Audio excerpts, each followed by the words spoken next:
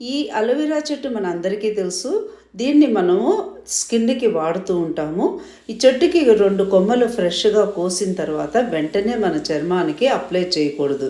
ఇది తీసుకోవాల్సిన జాగ్రత్త ఏంటంటే, ముందుగా ఒక మగ్గు నిండా మామూలు ఫ్రెష్ వాటర్ తీసుకోవాలి. తీసుకున్న తర్వాత మనం కట్ చేసిన ఈ 2 కొమ్మలు వాటిల్లో ఒక 10-15 మినిట్స్ అలాగా ఉంచాలి. చూడండి, కట్ చేసిన వెంటనే ఎర్రగా ఎలా వచ్చిందో, దాన్ని ఎప్పుడూ కూడా చర్మానికి రాయకండి. ఇలాగా మనం ఒక 15 మినిట్స్ వదిలేసామంటే ఈ విధంగా ఎర్రగా వస్తుంది.